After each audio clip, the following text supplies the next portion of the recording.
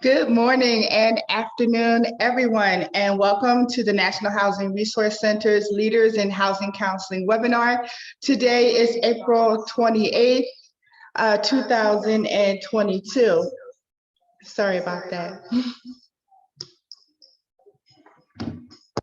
Today's topic will be building credit, how to help your clients for long-term financial success. There are a few housekeeping rules that I just want to go over before we get started today. And let me just start by saying that my name is Ebony and I am the administrative manager here at the National Housing Resource Center. A copy of today's presentation will be added in the chat periodically throughout this presentation in case you want to follow along with the PowerPoint presentation. There will also be a Q&A session at the end of this webinar. So if you have any questions for any of our presenters, you can do so by putting your question within the chat in the Q&A box and not the chat box. Again, questions should be added to the Q&A box and not the chat box.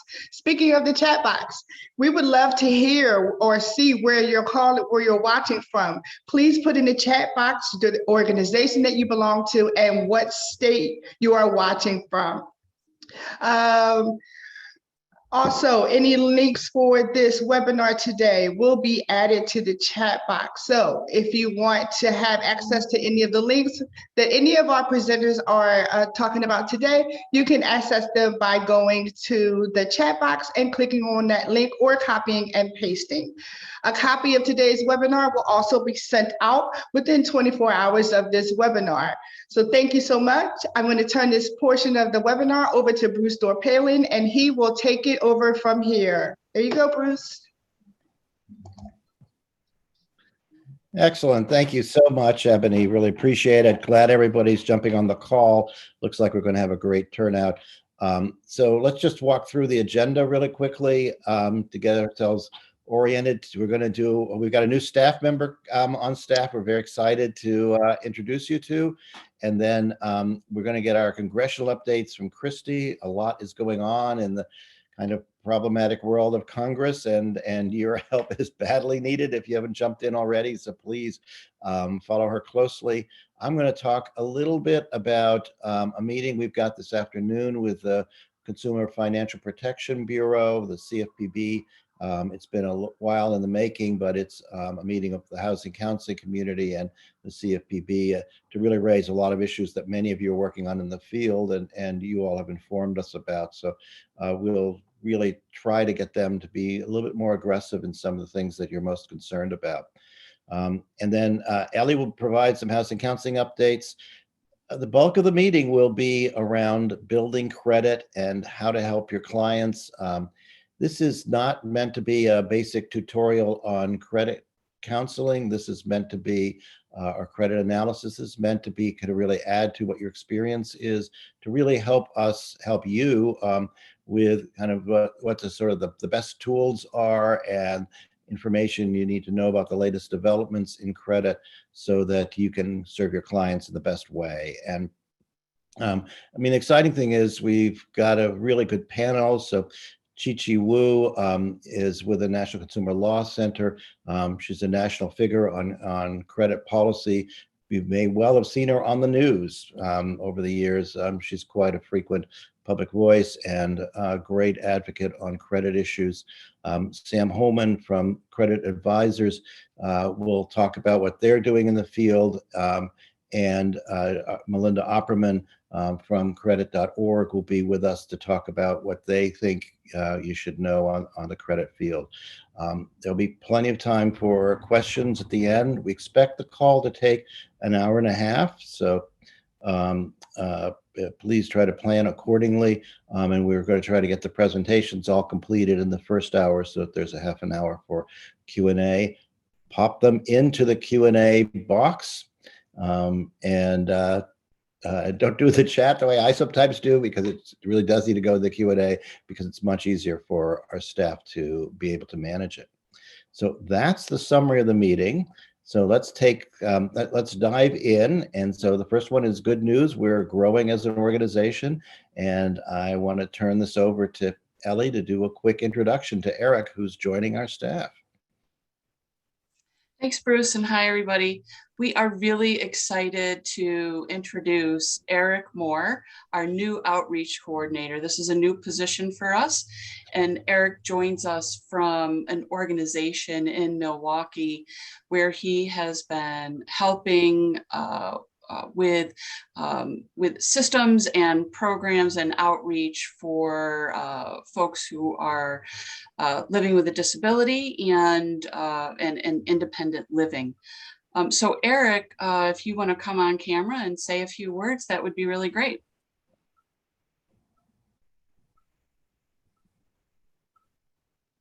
Good afternoon, everyone. My name is Eric Moore. I'm the new outreach coordinator at NHRC, as Ellie stated. This is my first week, and it's been a blast learning about the housing industry so far. So I'm excited to be with the team, and I'm excited to work with you all at some point. So if you have any questions or anything, I'll drop my email in the chat box and just reach out. Thank you. Great. So Eric, you can expect to be hearing from Eric about different events that are going to be coming up and doing some work around the Housing Counselor career path and the jobs board. So we want to welcome Eric, and with that, I'll hand it back over to Bruce. Excellent. And let's quickly go over to Christy and start in on the congressional work. Hi, everyone, and welcome again, Eric. So first, I want to start with the budget reconciliation bill updates. Congress was on recess for 2 weeks, and they returned to session on Monday.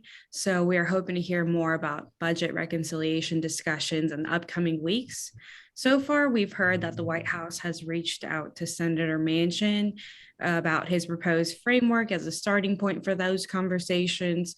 Manchin previously proposed to raise revenue by increasing taxes on top earners and corporations, which would roll back the 2017 GOP tax changes. And ultimately, Manchin really wants to lower drug prices to raise revenue. And with this raised revenue, he would like to use it towards deficit reduction and lowering inflation, as well as social programs from Build Back Better.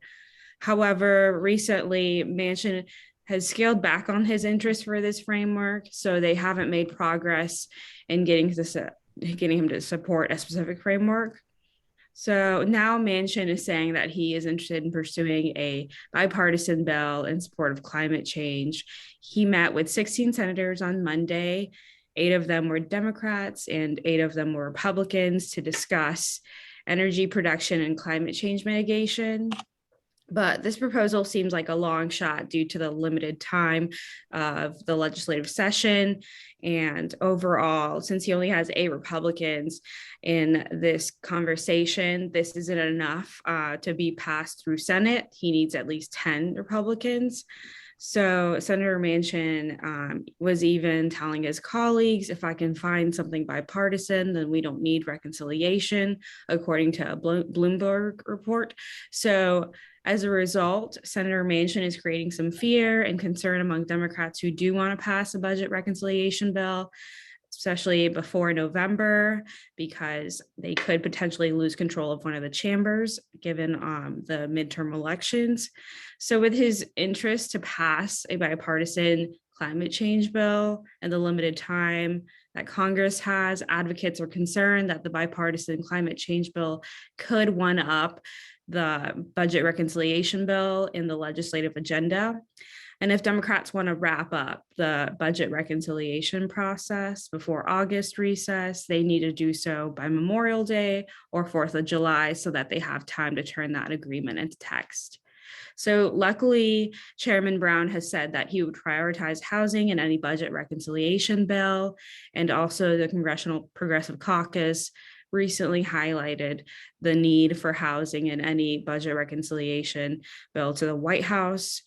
So the budget reconciliation bill requires 50 votes as opposed to 60 votes for regular order.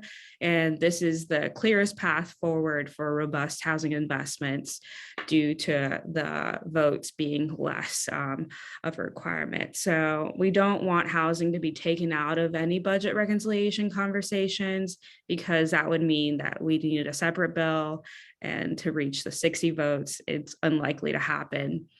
And next on appropriations, appropriators are meeting this week to get top line spending agreements. However, there will likely be a continuing resolution on October 1st that runs through the fall, potentially even November or December from what we've heard. And depending on what happens in November after the midterm elections, if Republicans take control and they decide that they want to wait until next year to finalize appropriations for FY 2023, that could also be a possibility for them.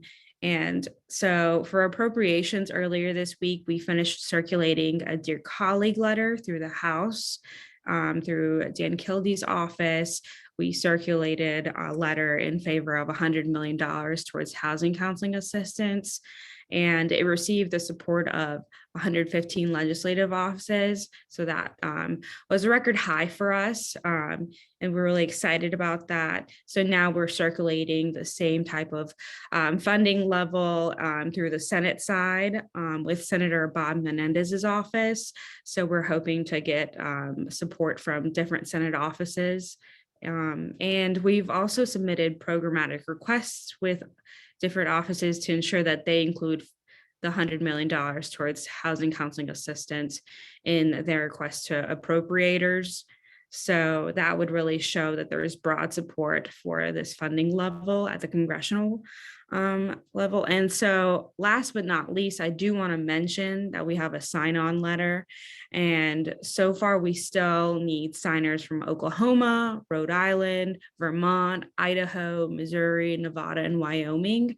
And if you live in those states or partner with someone who does live in those states, as far as organizations, it would be great if they could sign on. We really need to show that there's ample support for the $100 million towards housing counseling assistance across all states. So if you haven't signed on, I will insert the link in the chat right now. And thank you to those who have signed on. We really appreciate your support on this. And that is all on my part. I'll pass it back to Bruce. Thank you.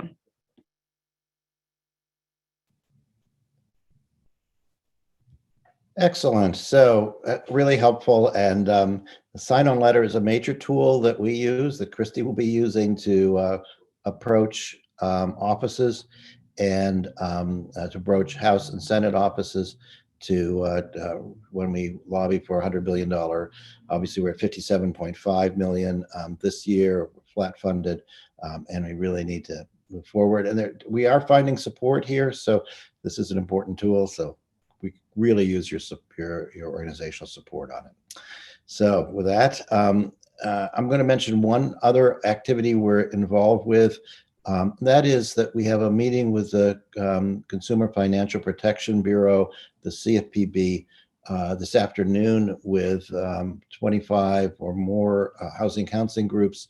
And it's really to queue up a number of the issues that we have that we think that the CFPB can do more on. So the lead of the pack will be around the lender fee for service payments issue. As you probably all are pretty familiar with, we got an agreement through the previous administration on CFPB to do what are called no action letters.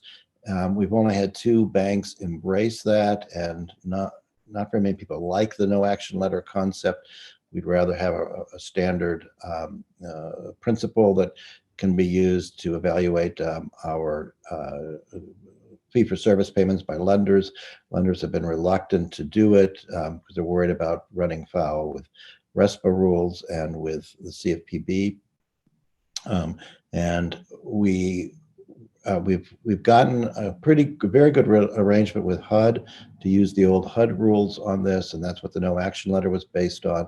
But since that's not working well enough, the idea is that we can get the CFPB to simply say that housing counseling is a service like others, and that it's appropriate to have an appropriate payment, and there's rules for how to do that, and how they can be properly regulated through HUD.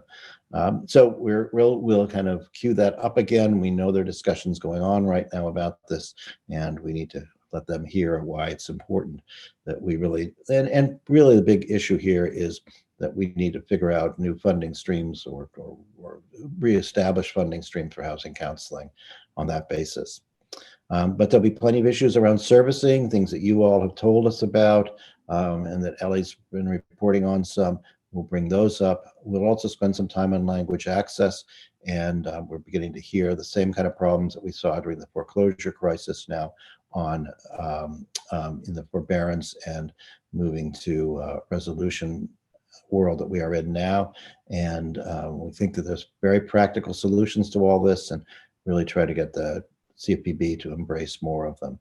So I think we'll report back on how it goes, but the underlying issue here is that you all have been telling us what you're seeing in the field, and it's really helpful for us to inform our advocacy agenda. With that note, let's move on to the next topic, and that's, I'm going to turn it over to Ellie about the things that she wants to raise with us.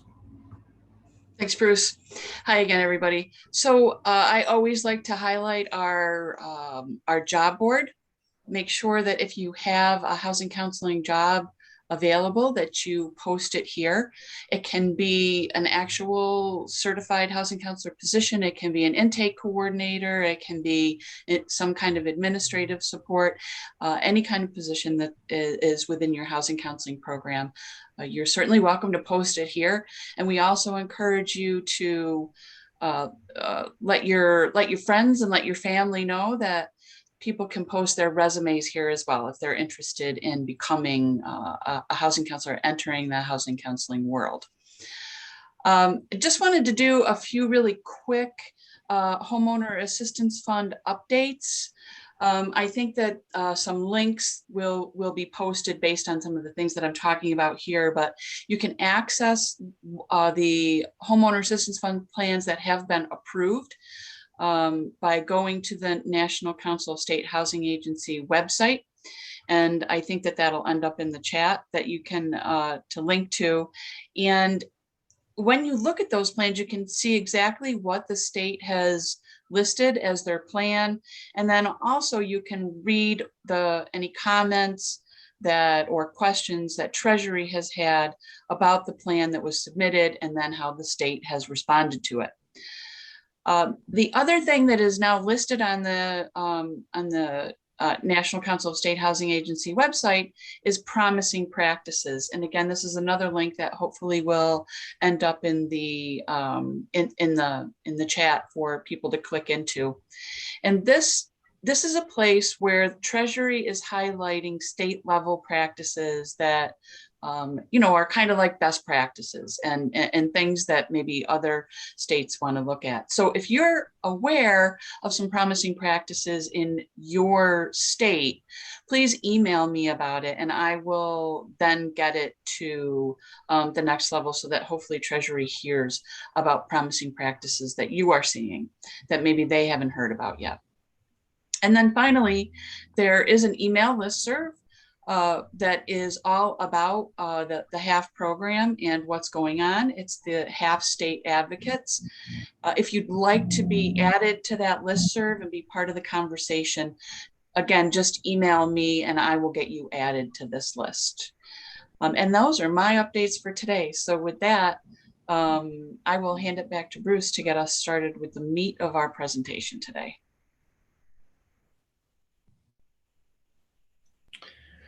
Great. So I think we're ready to dive in here. So we're going to do a whole discussion on how to deal with credit issues and hopefully provide insight in things that we've been working on in the field for a long time, but that this will really add to what your work is doing to be more successful. So let's dive in, and I'm pleased to say we have Chi-Chi Wu with us from the National Consumer Law Center, a leading voice in the country about making credit more fair and available to people. And I'm going to start with her. So Chi-Chi, welcome. Thanks so much, Bruce. Thank you for both the generous introduction and for having me on your webinar. I'm really excited to be speaking today to all of you, to such a large audience interested in credit scoring, credit reporting issues. I'm especially excited to see folks from legal services, as well as CDCs, housing counselors, and a whole variety of attendees. The reason I'm excited to see legal services attorneys is because National Consumer Law Center was founded in 1969 as a backup or resource center for legal services. And we, even though that hasn't really existed since the 90s, we often do the same sort of thing, which is to provide technical assistance, support, and expertise to service providers in the field, all of you. And so the most important thing I want to say right now is this is my email address on the PowerPoint, okay? We don't talk to individual consumers, but we do talk to attorneys and advocates. And if you have a client and you have a credit reporting or other consumer issue that you need technical expertise on, that's my email address. Feel free to email me. I may take a little bit of time to get back to you. I apologize in advance for that. Do get backed up a little, but I'm always happy to hear from the field and what's going on in the field. So next slide, please. So I was told this is a crowd that is already familiar with the ABCs and 101s of credit reporting, Fair Credit Reporting Act, and in fact, are folks who actually help consumers with credit reporting disputes.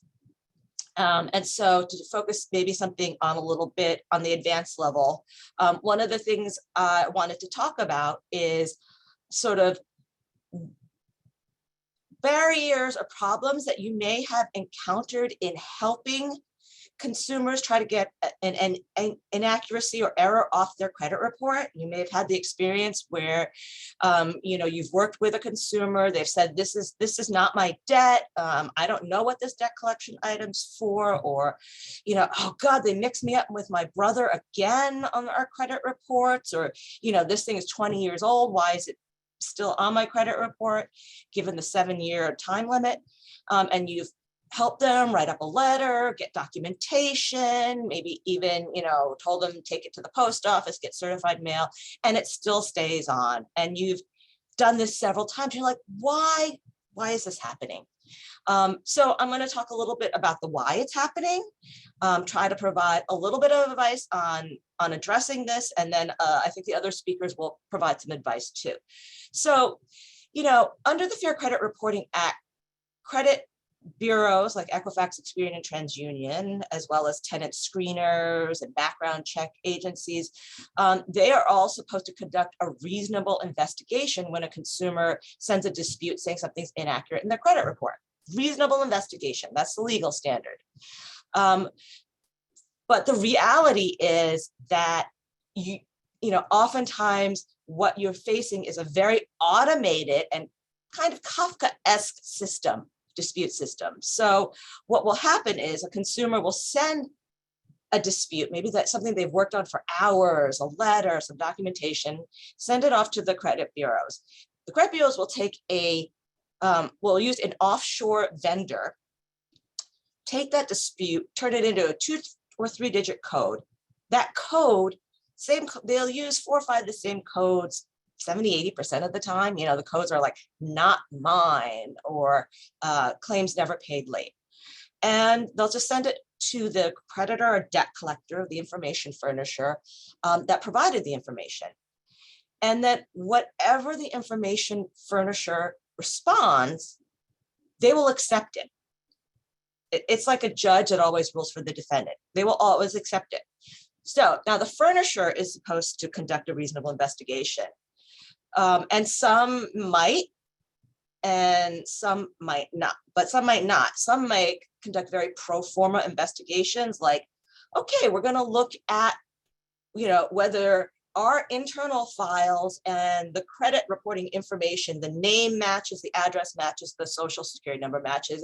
And if all the identifiers match, we're going to verify it as accurate. Even if the consumer doesn't owe the debt, they got the wrong person, there's a court, I mean, we've seen court judgment. So I wrote a report on this back in 2009 called Automated Injustice, and I updated that report in 2019 called Automated Injustice Redux. And there's a link to it in the PowerPoint, and I think it'll be posted in the chat too.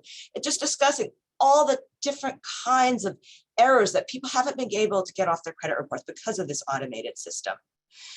Now, the other second reason why someone will have trouble getting an error off their credit report is because of credit repair. So credit repair organizations are a problem. They're a big problem. Freely admit that's in fact, we want to address the problems with credit repair because, you know, scammy, bad credit repair hurts our clients too, costs them money, results in making the situation worse. But the problem is the credit bureaus have responded to credit repair by throwing the baby out with the bathwater and setting up systems that are over-inclusive and will treat lots of things as credit repair when they're not. And there's a lot of complaints, a lot of problems in the credit reporting system. The CFPB issued a report back in January 2022, so 4 months ago, discussing how the #1 complaint they receive by far is about the credit bureaus. Over 50% of complaints, way beyond debt collection, mortgage servicing, student loans, etc. 700,000 complaints between January 2020 and September 2021. And the credit bureaus provided relief in less than 2% of the cases. 2%, that's a real low number, right? The odds of getting these complaints actually addressed, unfortunately, is pretty low. And one of the reasons is that the credit bureaus are treating lots of things as credit repair and not responding. If you ever get a letter, a response back from a credit bureau that the dispute is a suspicious request, that's Experian's way of saying, we think it's credit repair. But they tag lots of things like that that are not. And the irony is the CFPB pointed out that one of the ways that the credit bureaus tag things as credit repairs is by seeing if there are chunks of text that are common between different disputes. Well, the problem is that common text or text that's used by a lot of different consumers often isn't the result of credit repair. It's because there's lots of stuff on the internet, including by some of the organizations like Speaking Here and the CFPB and FTC itself, because it's hard to write these letters for folks, right? And so they may need a sample, and if they use language from the sample, they get flagged as credit repair. So what does this all mean? Well, first of all, it means this is a broken system, and on a policy and advocacy level, that's why I have a full-time job. But for you, what does it mean? It means, #1, you may have to submit more than one dispute for consumer. We often see that it takes multiple disputes to get an error off. Every dispute has to include something new or additional, otherwise it gets flagged as frivolous. Try to vary the language. Send things by certified mail, don't use the online form.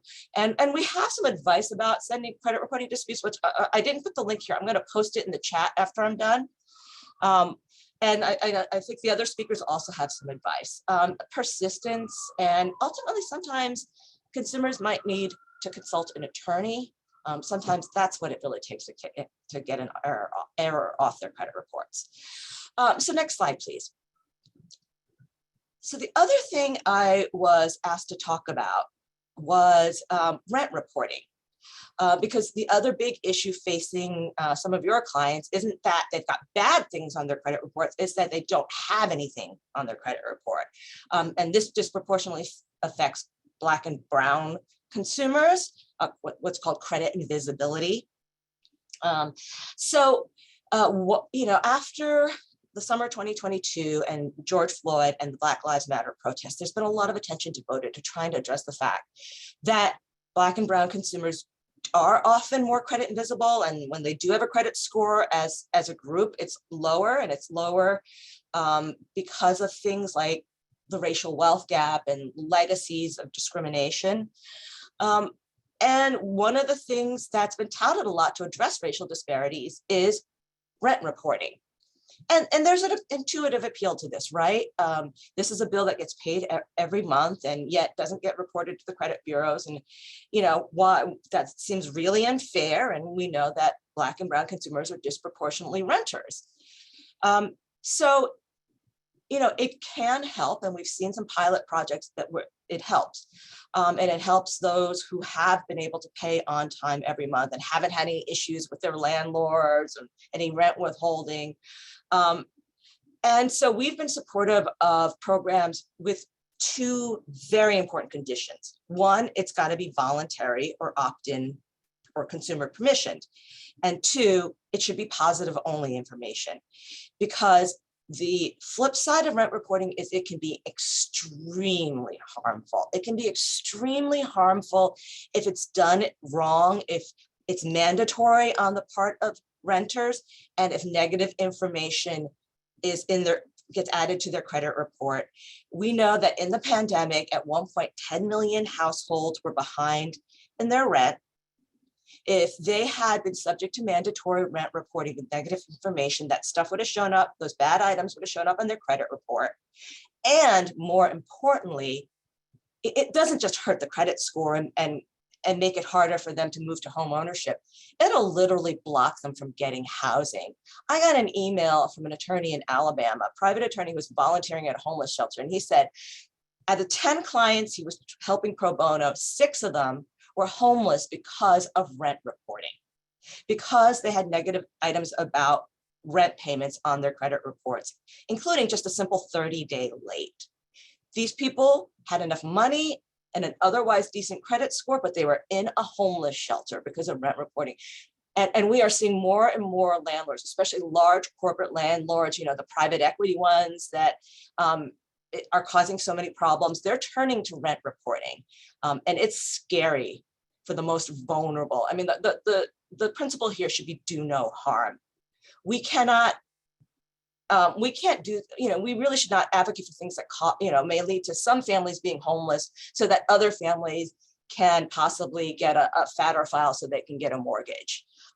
That's not the kind of trade-off we want to see.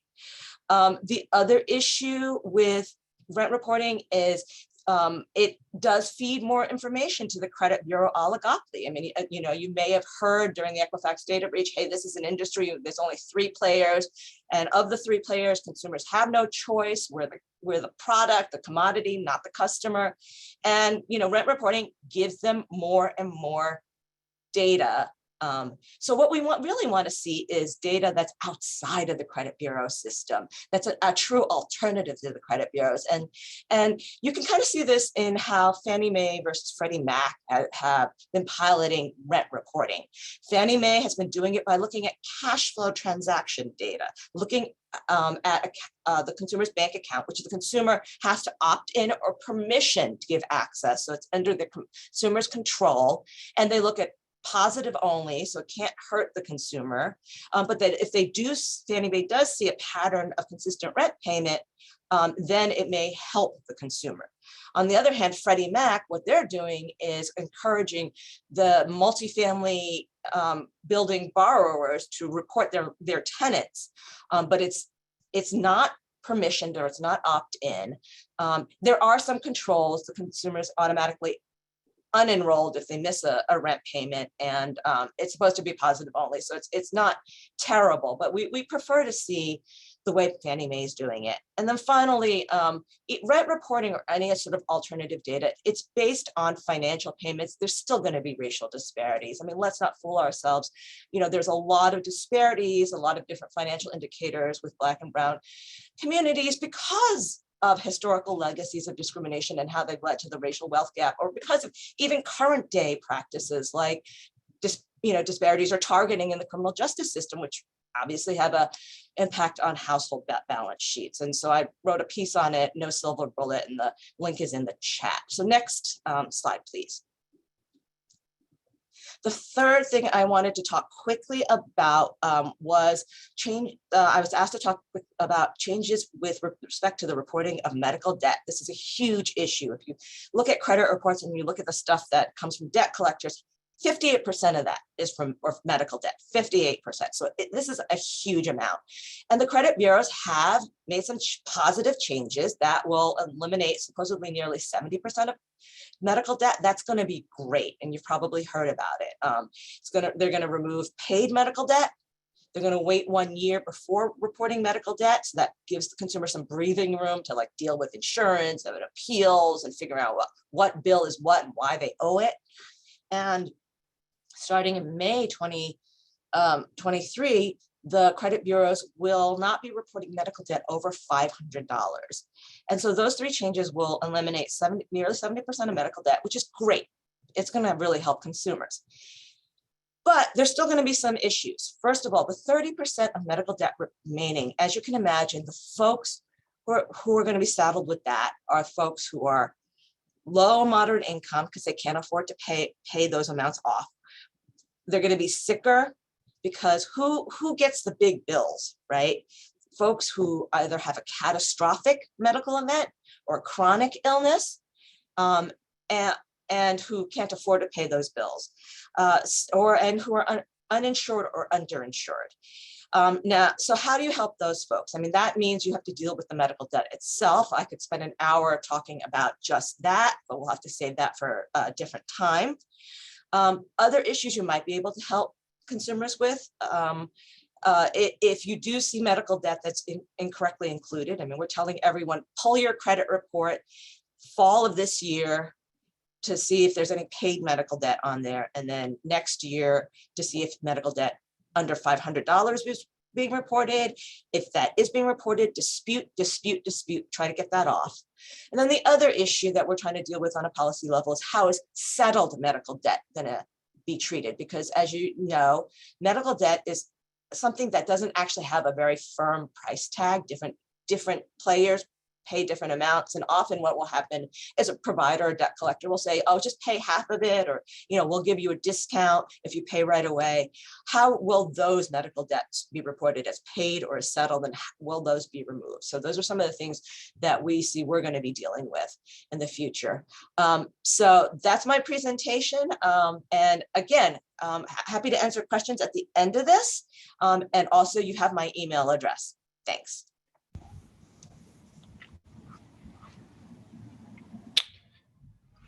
Excellent and very, very helpful, Chi-Chi, as always. We appreciate this a lot. So we're going to go to Sam Homan at Credit Advisors Foundation, and we're very eager to hear.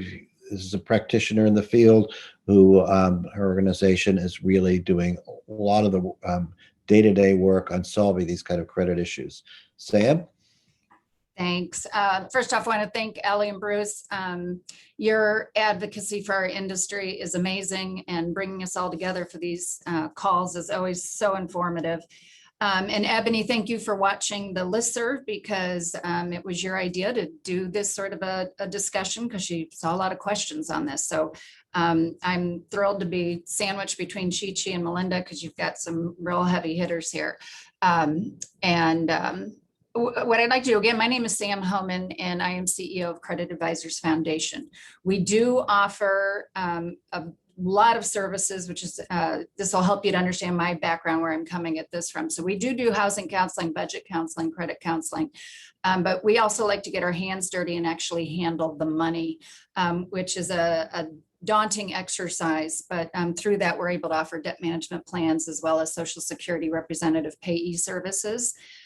We have a few niche counseling segments for student loan and bankruptcy counseling, and then obviously financial education and embedded counselors is a kind of a fun program we have, where we put our counselors into other social service agencies, so they have a counselor right on hand to work with. I'd like to share with you our mission, and the reason I'm sharing it. If you can head to the next slide. So our mission is to empower consumers to effectively manage their finances, create economic security, and realize equality of access and opportunity. My point in sharing this with you is, our mission statement doesn't include housing. It doesn't include credit counseling. It doesn't include debt management, because at the end of the day, our goal is just to have the tools to give to our clients so that they become more economically included, more mainstreamed in our economic vitality that we have here. So as I said in a conference call the other day, the sort of the flip side of that is we want to ensure that our clients have something other than crappy financial products to rely upon. So if you're looking, you all as housing counselors are, trying to create financial goals, obviously, for your clients. And it really comes down to three things. It's engagement with credit reports and budgets. We all start with budgets, but it is a full budget, and it's really realizing where all the bones are buried and where all the debts are. So you as a counselor, engage with those credit reports and get your client to understand what the impact of certain actions are on the credit report, what's currently on there. The goal is to decrease the debt service and create a savings plan. If you do those things, you will have economic inclusion. It's as simple as that: decrease debt and savings, which lead to additional other assets. So on the continuum of financial counseling, most of our clients that we see come to us prior to what I call the control part. These are clients who maybe don't have control of their finances. And that is the whole point of giving them a budget and an action plan so that they gain some control. In that process of an action plan, many of us have that goal of home ownership, and that's fantastic. That gives our clients the focus that they need so that they understand, okay, what's the benefit of all this control? It's to get to that carrot, that end goal. And then at the end of the day, financial mainstreaming our clients so that they actually have choice. Now, we wish that all of our clients came to us when they're at that focus stage, because they think they're focused, they want to get a house. But all too often, a lot of the clients that come to us have forgotten the control feature. And so we have to take a step back with them when we're providing financial counseling. So we have here at our shop sort of three axioms of financial counseling. The first one is do no harm. And this is how Ellie Pepper and I got into a conversation the other day, because I think sometimes as housing counselors, we focus on the product. We focus on what our underwriters are expecting out of us, not realizing that in making a decision or in counseling our clients to take a particular action, it may be great for that underwriter, but it could have very long-term negative consequences on the rest of our credit. And as I'll talk in a little bit, that can have such damaging effects that perhaps you've got the house, but now you can't afford it. So again, do no harm. Number two, it's a number. It's a credit report number, right? You've got your credit score. It's fantastic that it can all boil down to one number that in theory doesn't care what color you are, what religion, what sexual orientation. It's in theory doesn't care. Now, we thank God we've got people like Chi-Chi out there who work on the issues, because it's not always exactly true. But this boiling it down to a number is what allows us to go through the checkout line at Super Target and immediately get qualified for a credit card or not. And again, that's where we come in. And then the final axiom, it's not fair. It is a number that you oftentimes don't have control of. You do have a lot of control. And again, as counselors, we have to understand that sometimes we're going to ask our clients to do something that isn't fair, but if it gets them to the end goal of financial inclusion, then sometimes we really have to just keep our eye on the prize and gut it out. You'll have clients that come to you and say, well, I don't really owe that debt. If it's absolutely not their debt, that's understandable. Sometimes it might be a debt that they don't feel they owe. They're still responsible and it's still impacting them, and let's just get it cleaned up. So you can Google this. How many different credit reports are there? They'll tell you 3. There's hundreds. There are hundreds of different credit reports. So if you go to the next slide, when our agency was looking to get online with a particular credit bureau, and I won't say which one because they're all different, but we had the option. We had to select between, these were all the choices that we had just as someone who pulls credit reports. And so I don't know how many are there, 9, 12. All right, so we wanted obviously what we felt was most important for our work, which is the credit profile report and score. So you go, okay, great, there's 12 different ones. If you go to the next slide, once we started pulling, I can go on anytime I go to pull a credit report, I can click any one of these options. Do I want a FICO score 10? Do I want a 2, a 3, an 8, a 9? Do I want a Vantage score? Do I want bankruptcy plus? These are all options that will result in different scores and different outcomes. And so I think sometimes our clients think that, oh, I have a 620 today, so if I pull it tomorrow, it's a 620, and until I do something, it's a 620. It changes all the time. And most importantly to remember is the credit score that they think they have may not be anything similar to the credit score that their credit grantor is looking at. So it was really funny. Right after I had the conversation with Ellie, we started talking about alternative scoring models, and Chi-Chi went into that a little bit. If you can go the next 2 slides, honestly. But there has been a lot of very big money, Silicon Valley money, that has been trying to figure out how we can create alternative credit scores for people. And, you know, the idea was that renters are worth taking a risk on. People who have what they called, you know, the shoebox, what's in your shoebox needs to get reported, because those are valid receipts and valid debts that you've paid, and they're not getting reported. The problem is it's created a whole nother industry of shadow credit scores. This article was sitting on my desk right after I got done talking to Ellie, and then next slide, right below it was another article on what big data says about you, because what they're using sometimes are just some really crazy ideas, like what is the creditworthiness of the people you're connected to on Facebook as an indicator of whether you're going to pay your bills or not. What drives me crazy are the ads for Vantage and Boost. Okay, that's great. You're paying more money to a credit reporting agency to get a score that's a score that nobody's looking at other than the consumer themselves. You know, Super Target isn't looking at the Vantage score. So that's a little bit frustrating. And then the reality is there's lots of now, they're not so much credit reports, but they are background reports that are not regulated by the Fair Credit Reporting Act. These might be renter reports or landlord reports or social reports. So big data has kind of run amok.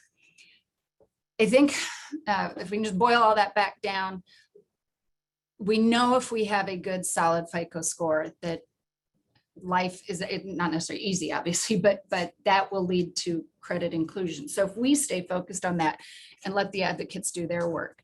As counselors, we need to remember, and again, this goes back to do no harm. Other people look at that credit score other than that mortgage underwriter. We have lenders, cell phone companies, insurance underwriters, which, by the way, insurance underwriters have been able to take data and prove that people with low credit scores have higher health risks. They have more car accidents, they have more stolen cars, they have more damage to their home, and they have more early deaths. So all of your lines of insurance have, at least data-wise, an excuse to charge people with low scores more. Now, there have been a little bit of inroads on making sure that those aren't creating disparate impacts, but the reality is still there. They've got the data. So it's really important to make sure that we are focusing on the score and not a product. I know you guys know the next slide, the general formula, the elements of a credit score, but I'd like to bring it up again because the most important thing is that payment history. So if you can get somebody on a good solid budget and they're making regular timely payments, that history is going to replace the bad history. Things fall off a credit report, things come on a credit report. So by staying on budget, you automatically are improving 35%. And if you think about it, if the budget includes debt reduction, then you're actually impacting 65% of that score because you're creating good payment history and you're reducing your amounts owed. So it's always a good lesson to go back to the pie chart. Chi-Chi went into how difficult it is to correct errors on a report. I just wanted to touch again on it, some quick reminders if you're helping people. we tend to sometimes give, okay, here's a form, just go fill it out. Well, some of the clients we have would literally just leave the blank and like, you know, handwrite in what applied to them. And that's going to get it flagged. It's definitely going to get it flagged. So you have to clearly state your problem, state the desired resolution. We ask our clients, you know, put it on pink paper, whatever, spray it with perfume, do something to make it stand out. And I realize that that makes it seem like there's a person reviewing that. And sometimes there are, sometimes there isn't, but it's worth a shot because you have to get your particular request noticed over others. Make sure you include a photocopy of the credit report that supposedly was supplied to you when you were denied credit. I like doing return receipt requested because then you will receive a card back saying, yep, here's the date it got into their hands, and keeping that with all the documentation. You want to obviously keep copies of everything, and you can kind of scroll down through the bullet points. The other thing is remembering that let's say the credit report you get back where you were denied credit was a TransUnion. You need to write the original creditor. You need to write whoever's collecting on that debt. You need to write TransUnion, Experian, Equifax. You need to send a copy, you know, potentially to the CFPB. You need a copy for your own files. It is an arduous task that hopefully is worth the effort. And then the credit reporting agencies obviously get the 30 days. So it's all, hopefully you're tracking that so you can jump on it. But all too often credit reports actually, even if you, miracle of all miracles, get something off or changed, a lot of times it'll pop back on in the not too distant future. So it usually just gives you a very short window to act within. So let's talk about some other options that you have to refer to your clients or to put on their action plan. And first one is like a self-administered plan. If you have a client who's super motivated and you're sure that they're going to be able to follow an action plan, because the client might be struggling with creditors, you're going to make that budget for them. They're going to go off and live within that budget, make their payments on time. They should reach out to their creditors. Creditors, you know, they're humans on the other side sometimes, but just to understand what their options are in getting that debt paid off, you're going to most likely tell them, you know, to use the snowball method, pay your highest interest debt first, and then when that's paid off, you know, add that money to your next highest interest debt so that it snowballs and you get it all paid off. The pros and cons to this on the self-administered plan is a self-administered plan is very cheap. The client can do all this for themselves. Flip to the next screen there. There you go. But the real problem is it has very low success. If clients knew how to do this themselves and had the bandwidth, you know, while they're not dealing with all the other issues in their life, they would have probably already done it. Our clients aren't dumb. They just get overwhelmed. So it has a very low success rate. And most of the times when they're calling a creditor, the creditor is not really amenable. They just want their money. They're working on a commission. They're just trying to get the debt paid. So you often don't get good information when you directly call the creditor, especially if it's already in their collections department. So another thing that a lot of people may or may not know about, if you go to the next slide, is there are things known as internal plans. So major creditors have plans within their own credit departments. And you have to understand that the bigger creditors, they have sort of a customer service department, they have a collections department, and then sometimes they have these internal plan departments. And if you can get to them, they sometimes have some really good deals and they want to help struggling clients. If you use the word internal plans, that helps a long way to figure out whether they've got one or not. The creditor will often maybe give you an interest rate break. They might give you a lower payment, and they'll put you on one of these internal plans for 6 months and then expect that your payments will resume. And it gives the client some breathing room. The pros and cons on this side is it's a better deal than you have now if you can get into an internal plan. But the cons are there might actually have an even better deal that's not available directly to the consumer. And I'll talk about that in a second here. It's only a limited period of time. It's only for 6 months and then game back on. And 6 months is sometimes enough to get over a hump. But if you've had a very long period of unemployment or illness, often 6 months is just not enough time. Other problem, it only addresses that one debt. It's just that particular debt. And it honestly, it has a high failure rate. Some people use these successfully, but oftentimes it's not enough to get the client over the hump. Next thing, debt settlement plan. So if you've heard any ads that start with, if you're $10,000 or more in debt, that is debt settlement. It may sound like something else, but I guarantee if they use the word 10,000, it's debt settlement. So what is a debt settlement plan? The client, your client would pay money to a debt settlement company, and the debt settlement company is going to tell them, don't pay your debt. And the reason is because before they can even offer settlement, the client has to be in a charge-off status with the creditor. So when your bill goes, or your particular debt goes into a charge-off status, that is the worst rating for that particular debt you can get. So basically they're telling their clients, we're going to take you to an even worse place than you're already at. The debt settlement company accumulates that money over a period of time, and they're waiting until they get a certain amount, at which time they will go to the creditor and make an offer. The problem is, in this entire time, you are racking up late fees, interest charges, you're racking up fees for the debt settlement company. And a lot of times, by the time you can accumulate enough money, you would have been better off just paying off the bill in full to begin with, or at least getting on some other sort of payment plan. Because that interest and penalty starts clicking at a really good rate. They often deal with, to make it worth the while of a debt settlement company, they need at least a minimum of a $10,000 debt, which is why you will always hear that in their ads. Pros and cons of a debt settlement plan. I really don't have any pros. I think I've recommended debt settlement maybe twice in my life. One was a lottery winner, and one was an executive of a very, very large financial institution who was paying off his brother's debts. Otherwise, I wouldn't recommend it, because you have to have your debt charged off. The money is not working for the client while it's sitting at the debt settlement company. Your debt increases. There are some creditors that won't deal with the debt settlement company, and so they'll just sue you. So you're inviting lawsuits. Your credit is absolutely trashed.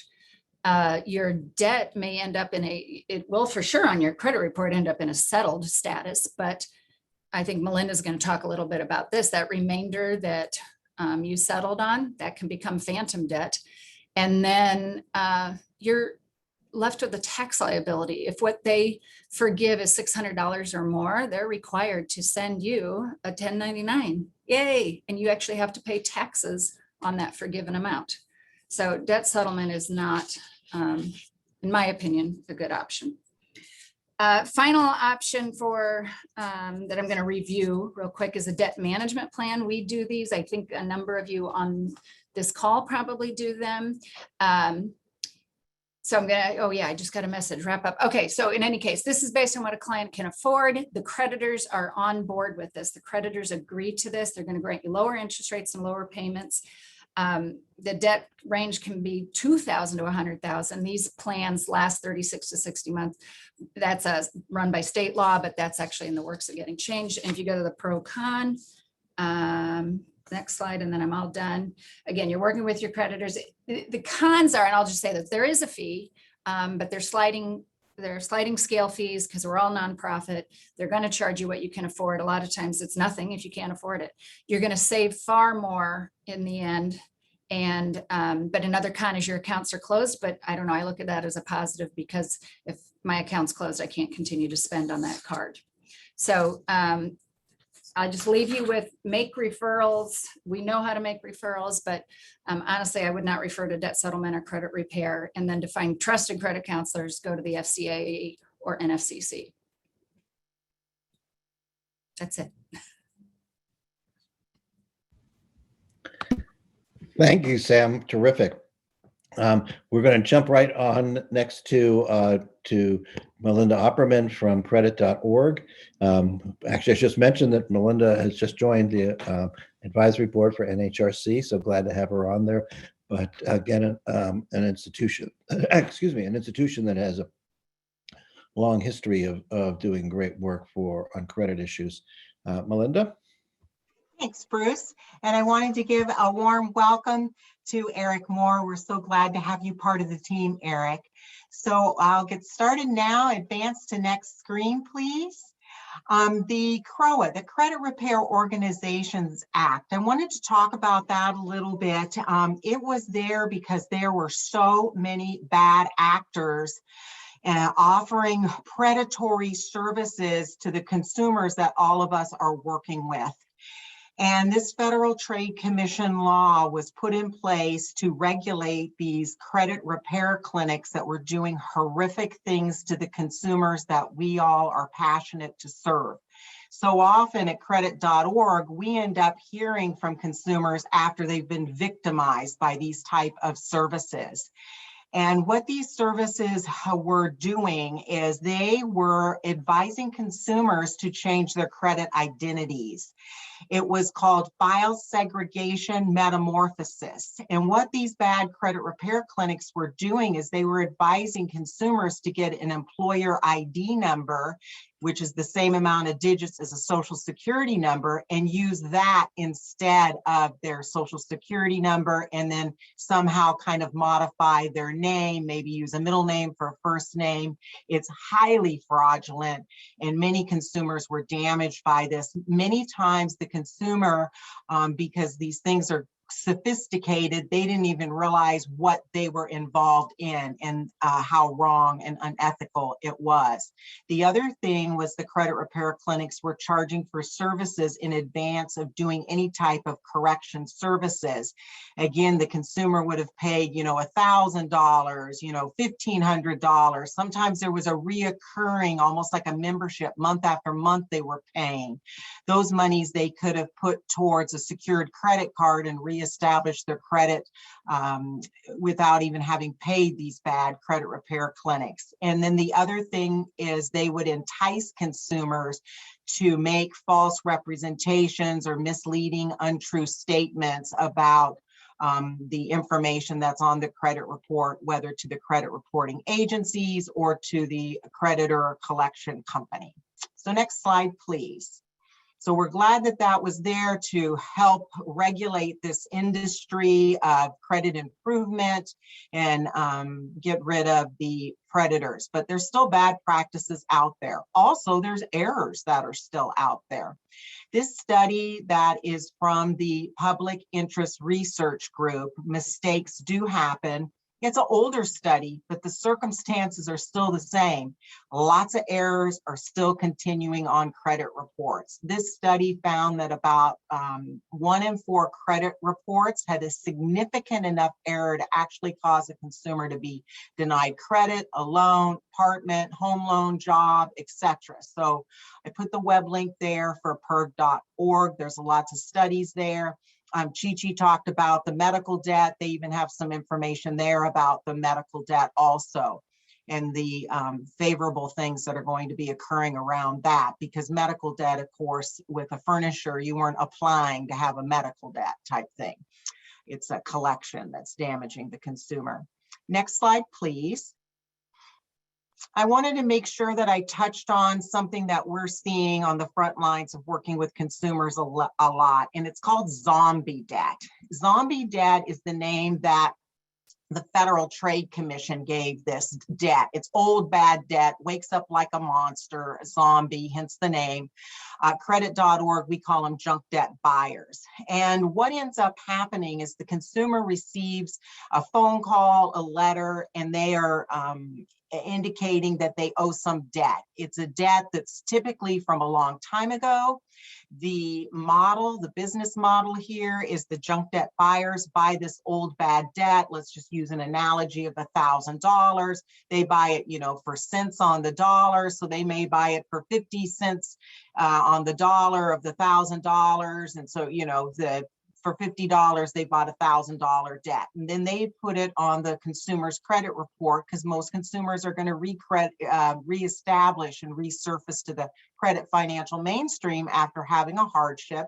They'll place that on the credit report as though it's brand new. So we want consumers, and those of you that are working with consumers, to be aware of this business model. It is continuing to expand. We continue to see it with higher frequency than ever before.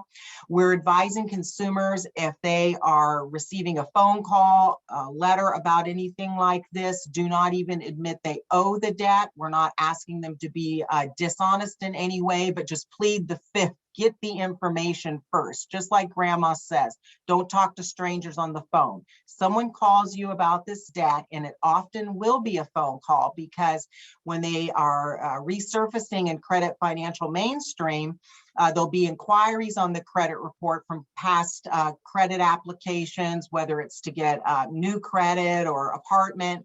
And then these furnishers, these zombie debt, junk debt buyers, they use what's called skip tracing. And so they'll contact the other entity and then get information about your whereabouts, that type thing. And so often it's a phone call. So we caution people about that, and not admitting anything, in a sense that you need to get the details about it. Sometimes you start getting into an arrangement where you're admitting it, you're agreeing to payment arrangements, you've started the statute of limitations all over again. And then you later find out, oh my gosh, this was from a disputed veterinarian bill from a pet, and my significant other had paid it. Or during some other credit check, you went ahead and a significant other, or through divorce or whatever, that person had maybe paid the debt. So that's why we caution people about really being careful about not making any of these arrangements. And kind of touching on what Sam was saying, where there'll be residual balances on a debt, is sometimes our consumers are telling us that, well, I made a settlement arrangement, I made an agreement to pay a portion of it, and that was supposed to cure it in its entirety. But then what later happens when they follow up, they later find out that, oh, the supervisor didn't approve it. So we just applied that payment towards your balance. You still owe the rest. And then the other thing with the junk debt buyers is the churning. So one debt will go from one junk debt buyer, it'll then go to another junk debt buyer, to another junk debt buyer. So don't provide any personal financial information. Don't make promises to pay. Say, send me a copy of the bill, send me a letter, ask them to put everything in writing. Next slide, please.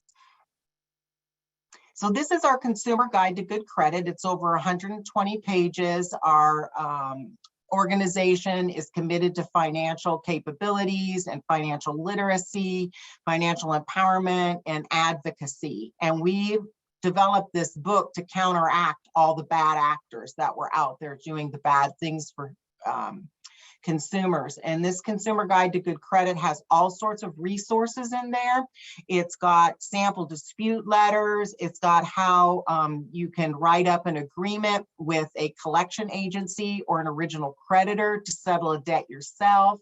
On the letter, we even recommend that the consumer have the collector, creditor agree to the settlement and sign it and acknowledge it, so that you don't end up with a situation like I described just a bit ago, where it was just later considered a payment, that you have it all documented to protect yourself. A sample cease communication letter is there, sample dispute letters, sample debt validation letters. So again, you're contacted from some debt, and they're often debts that are 6, 10, 12, ancient years ago.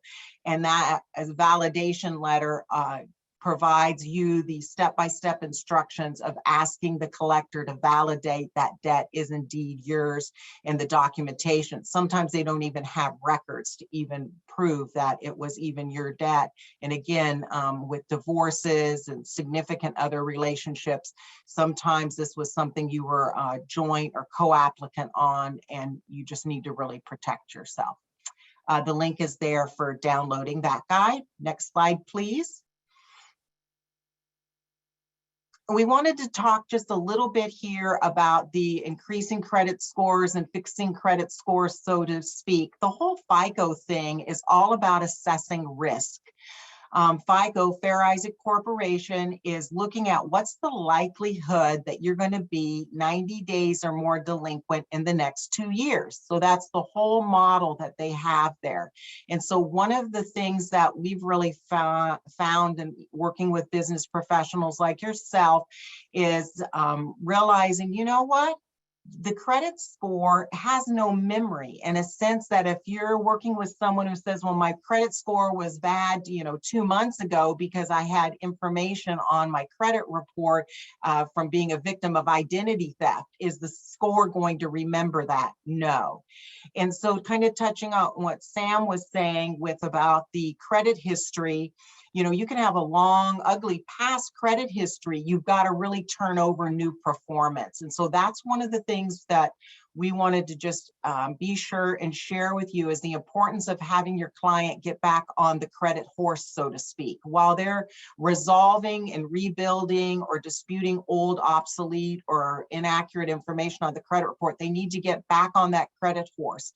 With the financial institution that they're working with, a bank or a credit union, get a secured credit card, $500, $1,000, get a secured credit card and get that credit trade line on your credit report positive as soon as possible. And then set that card up to where your utilities, your cell phone bill, that's the card that they're going to charge. So it's something that's manageable, it's already in your budget, and then you make sure you pay and automate the payment on that secured credit card so that you start getting currents on your credit report.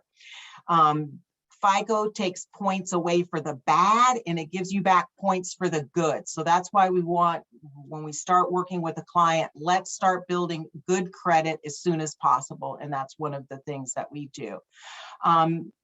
We want to make sure that secured credit card reports to all 3 bureaus. Some will only report to 1 or 2. You want it to report to all 3. So that's where we've had success in helping our clients. The other thing I wanted to touch on was the Equal Credit Opportunity Act. I wanted to make sure you were aware of a new development. Authorized user piggybacking on a back of a trusted friend, family member with their credit card is now allowed. It had been abused, again, by the credit repair clinics. They would have someone, I'll use myself as example, I have a Macy's card. So they would have someone who was a bad actor then offer through, all the things that we can do now online, oh, I'll let you be an authorized user on my credit card. And they were selling spots on their credit card of authorized users. So you would have a consumer that would have hundreds of authorized users. So FICO then stopped capturing that authorized user, which was boosting up individuals' credit scores. Well, consumer advocates like all of us were saying, hey, wait a minute, you have stay-at-home significant others. You are now harming them because Equal Credit Opportunity Act, you're not allowing them to build a credit history. So that is now being counted again, but of course it's being closely watched. So if you've got someone who's a predator that's got, 100 or 1,000 authorized users, there's going to be attention paid to that. But if you're just asking family member, a sibling, a significant friend to put you on their card, that's a great strategy to bump up your credit score. And then there's no risk to you in a sense that if later they maybe run into some financial difficulty, illness, or whatever, you can always ask to have that removed from your credit because you're not contractually obligated to it. But it's a good way to jumpstart and build that credit score. Next slide, please. And then one of the things I wanted to mention as I wrap up here is just one of the latest things in the credit industry. It's called trending credit, and it's looking at revolvers versus transactors. And what's that about? It's a look back of the last 24 months of your credit activity and how they're weighing it. And again, it's to assess risk. Is they're looking to see, are you a transactor or are you a revolver? A transactor is somebody who uses their card, purchases a new tire for an automobile, let's say, and then next month pays it off in full. Where a revolver is someone who goes out and maybe does some shopping, and then they only make a minimum payment. And that person, the revolver with that revolving debt, they never bring the card down to zero. They just make minimum payments or maybe a double minimum payment type thing. They never actually bring the debt down to a zero. They just continue to keep that revolving amount. And that's where they identify there's some risk, because those individuals are not transactors, they're revolvers. And those are the individuals that are typically going to be tipped back on their heels and run into some difficulty. And again, the FICO is there to assess risk. So be sure and let your clients know that you want them to be a transactor, pay it off in full, bring it to zero. There's a myth out there that you have to keep some lingering balance on the account. That's a myth. We're here to bust that myth. There's no need to pay finance charges to establish a good credit history. So next slide, please. If you have any questions, we'll be here to answer them. And thank you for your attention. Excellent, Melinda. Thank you so much. And let's turn it over to the questions. Thanks, Bruce. We sure have a lot of questions today. So Chi-Chi did go in and answer some of the questions. So if you haven't looked at the question and answer box, you might see some answers there. I will, if I can get to them, we'll go back over them so that they get answered and they can be part of the recording. But so the very first question, and I guess all of these questions can go to any one of the panelists. It's whoever feels comfortable answering. So if the panelists want to be on camera, all of you, just so anybody can take the answer. So don't the credit bureaus have the fiduciary responsibility to confirm the debt with the original creditor when there is a dispute? I'm happy to answer that. So it's not a fiduciary duty, it's a legal duty. So under the Fair Credit Reporting Act, consumer reporting agencies, which include the big three credit bureaus, as well as tenant screeners and criminal background check agencies or check systems, they're supposed to conduct a reasonable investigation. And as part of that, they're supposed to refer the dispute to the entity that provided the information, the information furnisher. For credit bureaus, that's a creditor or debt collector. For check systems, for example, that would be the depository bank. So they're supposed to involve the furnisher, and the furnisher is supposed to conduct its own reasonable investigation. Okay, thanks. If the client sends a letter directly, doesn't that mean that they have 30 days to, according to the Equal Credit Reporting Act, to let the borrower know what the status is? So that's sort of a follow-up on the last question. Under the Fair Credit Reporting Act, when there's a dispute, the consumer reporting agency, the credit bureau, tenant screener, has 30 days to respond. And after that process, they're supposed to send a notice of the dispute investigation results to the consumer. There's a 15-day extension if there's more information submitted. And I think if the dispute is a result of a credit report obtained from annualcreditreport.com, they may have an extra 15 days. But yeah, generally it's 30 days. Go ahead, Melinda.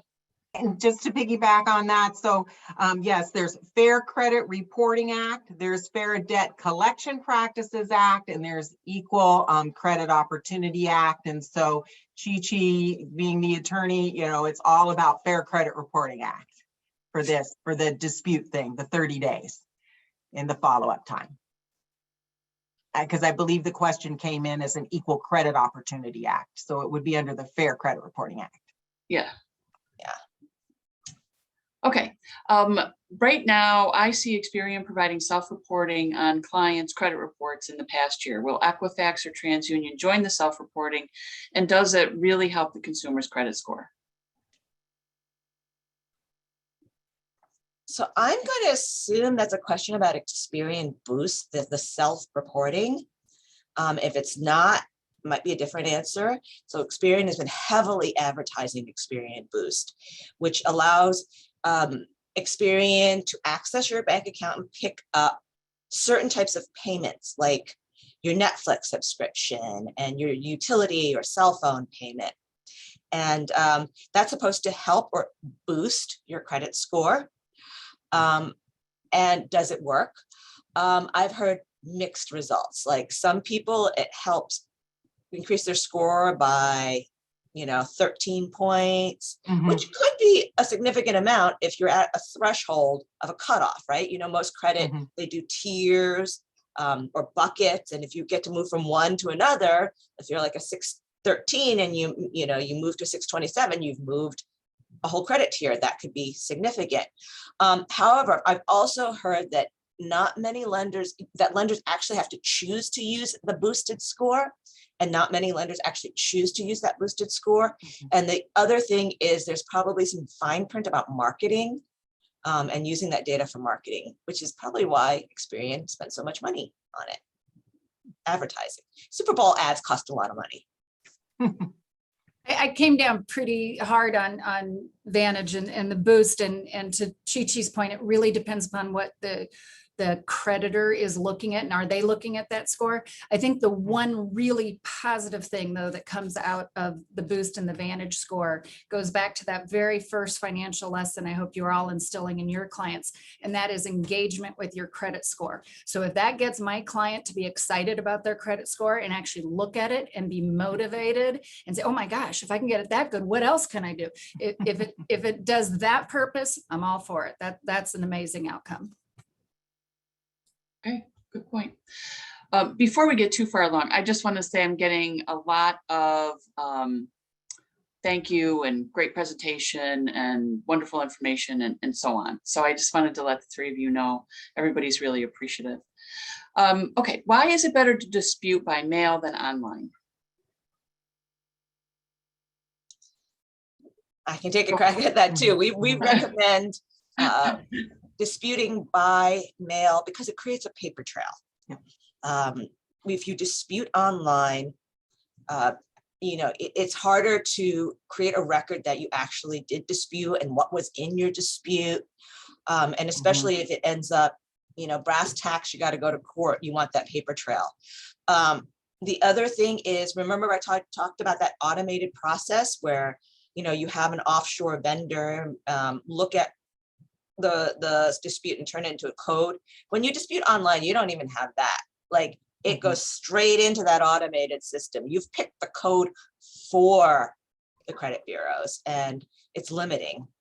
And then for the big three credit bureaus, disputing online is risky. For specialty credit reporting agencies, it's even riskier because some of them have mandatory arbitration provisions in the website, like Checker. And so you could end up agreeing to mandatory arbitration. Go ahead, Melinda.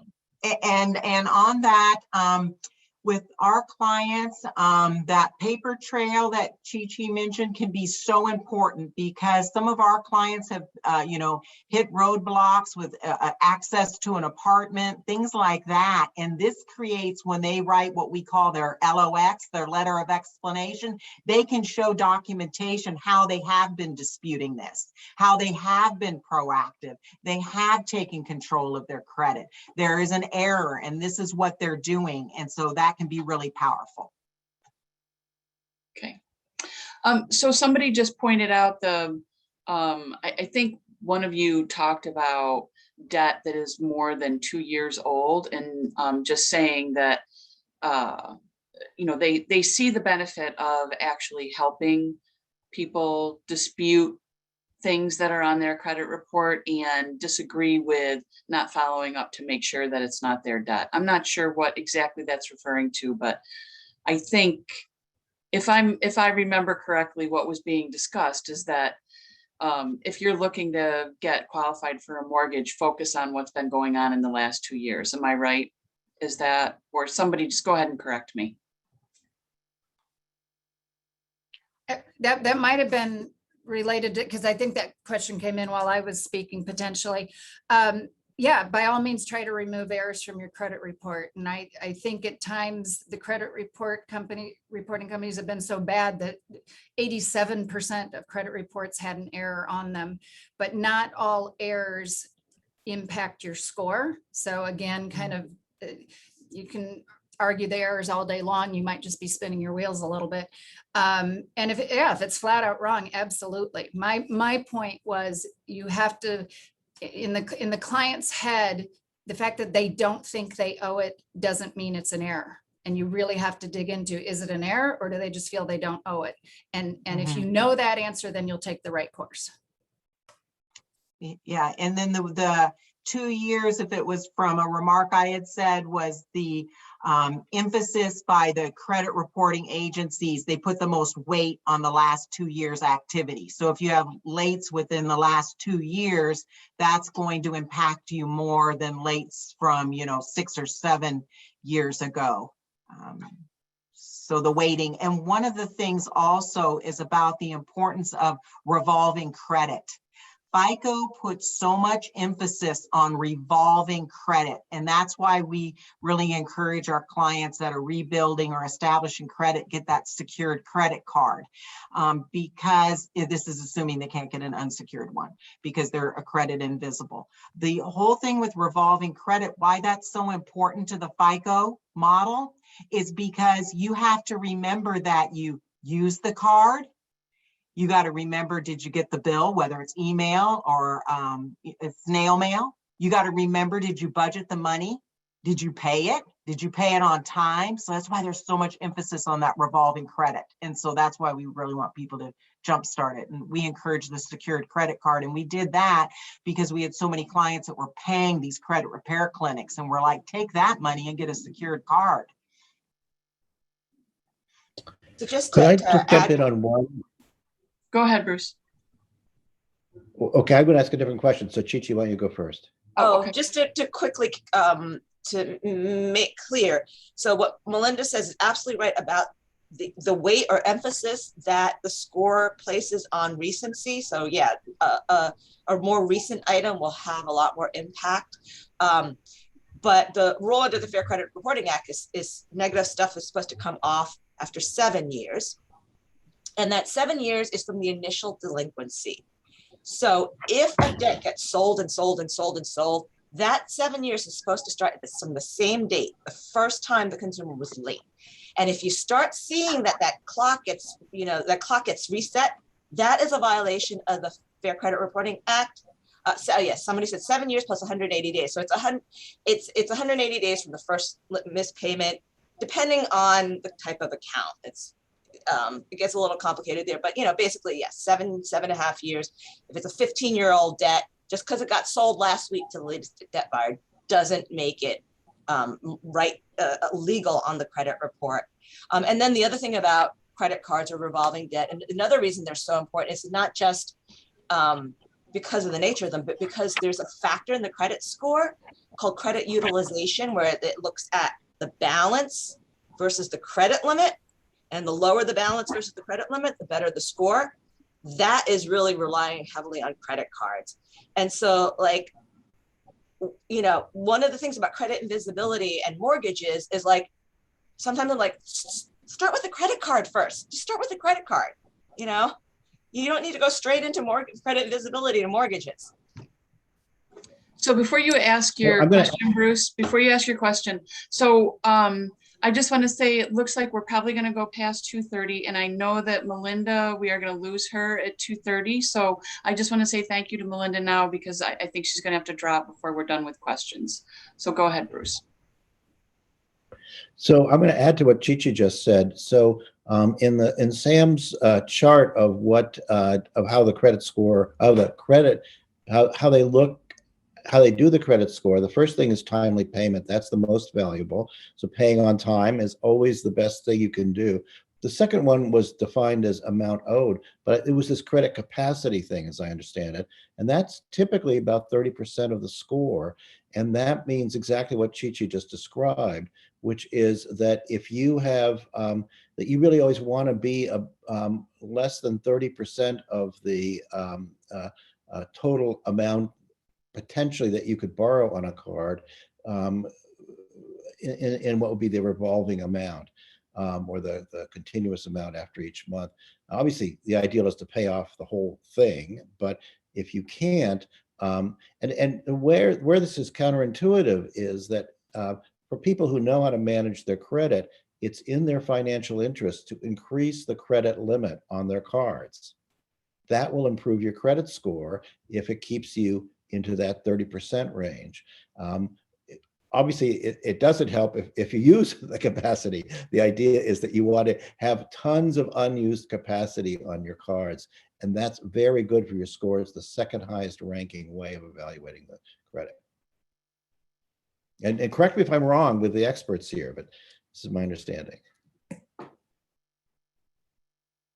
Well, it doesn't sound like anybody's correcting you, Bruce. So, okay.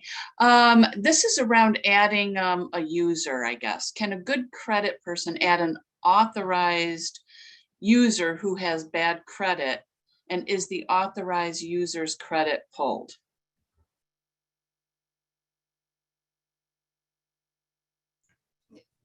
Yes, the authorized user's credit will be pulled.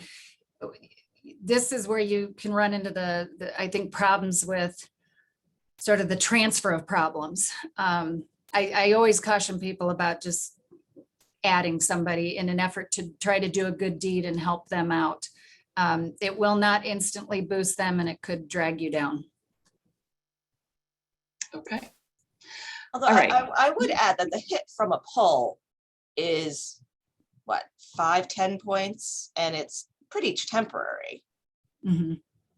So, I mean, I wouldn't, unless you're about to enter a credit transaction, I might not worry about that. Okay. All righty. Let's see. My question is, who decides for how long a bankruptcy 7 or 13 stays in credit, since bankruptcy stays on credit report for 10 years, but at 2 years after they can purchase a home, they can be removed at 7 years? I'm sorry, I'm not fully understanding the question, but maybe you all do. Yeah, I kind of understand what's going on. So the Fair Credit Reporting Act determines how long information can stay on a credit report. It's 10 years for bankruptcies. The 2 years is not under the Fair Credit Reporting Act. That's Fannie Mae, Freddie Mac guidelines. So Fannie Mae and Freddie Mac say at a certain point after bankruptcy, you're eligible for a mortgage. I don't know if it's 2 years or it's longer than that, to be honest, but that's like different from the Fair Credit Reporting Act. Okay. Let's see. You mentioned online dispute is not as beneficial. What about the online complaint through the CFPB website? This does have a receipt of complaint submission, I think. Oh, and Chichi, it looks like you may have. Yeah, I was starting to type the answer, but I'll just answer it. Okay, all right. The CFPB complaint process or system is separate and in addition to filing a dispute with the credit bureaus. So it's a separate process. Yes, definitely, as I think, Sam, you said, send a copy or post your dispute to the CFPB complaint system. You definitely want to do that. And yes, there will be a record of that.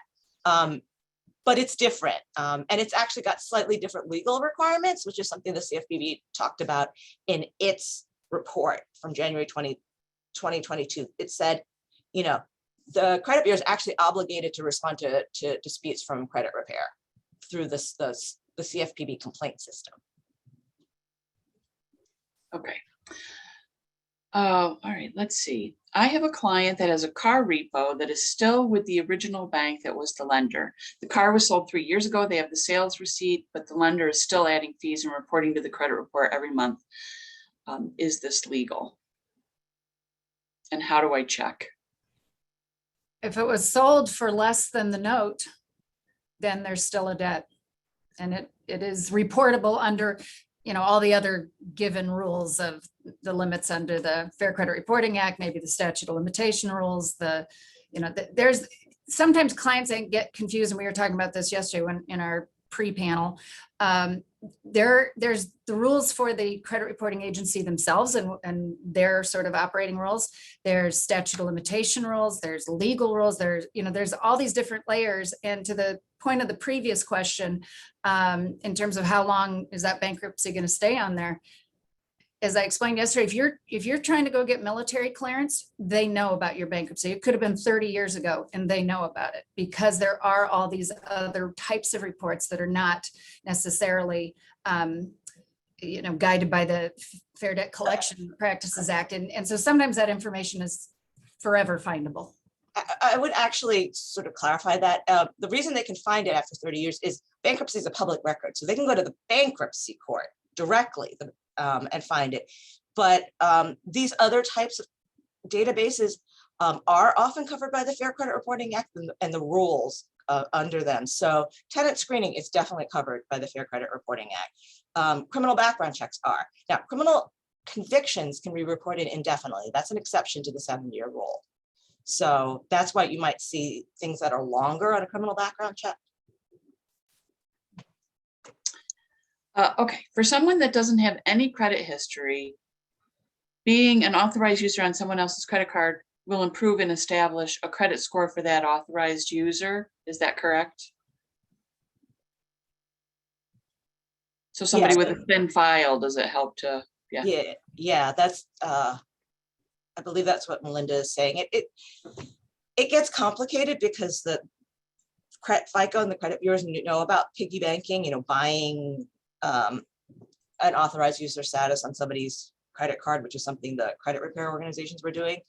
But on the other hand, the whole reason authorized users are added to credit reports and scored is because the Equal Credit Opportunity Act, when it was passed, was actually supposed to benefit women, and especially married women. And what happened was a lot of married women were authorized users, but they weren't getting the benefit. They were paying the bills, but they weren't getting the benefit. And so it's sort of contrary to the whole intent of the Equal Credit Opportunity Act. So I think they are allowing it, but they do things like, check whether it's the same household, and, they have things in the algorithm to try to screen for piggybacking, illegitimate piggybacking.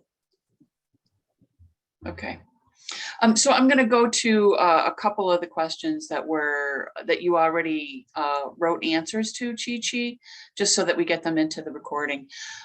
Is there any type of restitution for patients who were not made aware there was an option to apply for financial aid when they entered into the hospital and received a bill? So my answer to that is, if the consumer is eligible for financial assistance, they should apply. They should just go ahead and apply. Under the IRS rules for financial assistance, consumers have up to 240 days after the bill to apply. And even if it's after 240 days, they should apply anyway to see if they can get some sort of assistance. It's this huge problem because there's these set of rules that nonprofit hospitals have to follow in providing financial assistance. But a lot of them don't follow it. They're supposed to post their policy, so they're supposed to have a policy. So go ahead and apply. And I posted in the written answer a guide to helping consumers with medical debt. As I said, we could spend a whole hour on medical debt. Okay. This was a really interesting question. When a debt has been sold to a collection agency in another state, which statute of limitations and regulations apply? So my answer to that is it's like a big section in one of our legal manuals, and I gave them the site.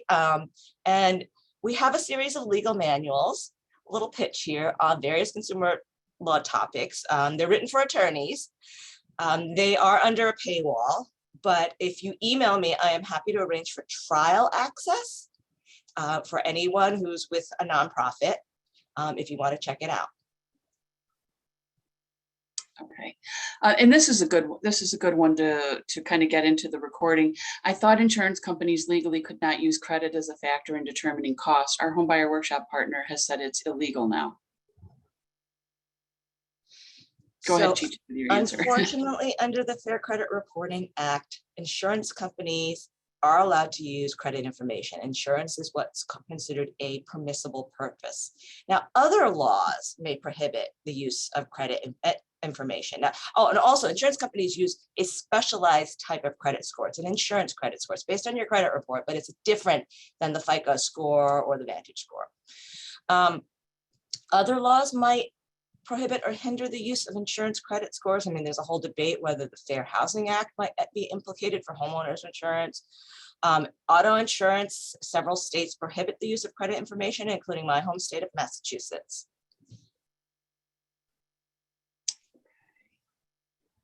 Let's see. Trying just to see if anything new came in.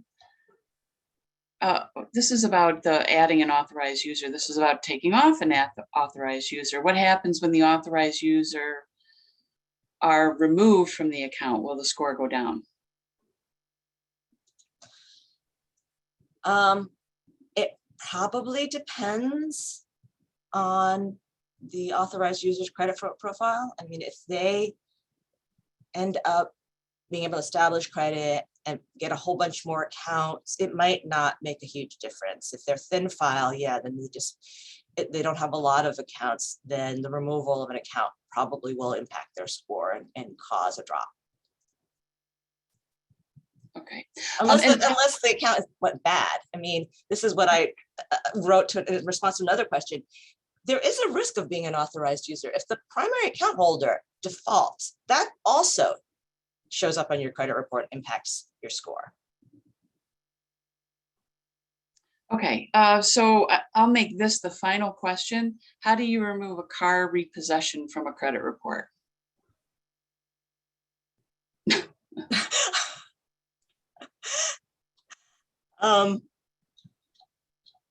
Well, it depends. I mean, if the car repossession is accurate, then, you know, I don't know how you would remove it.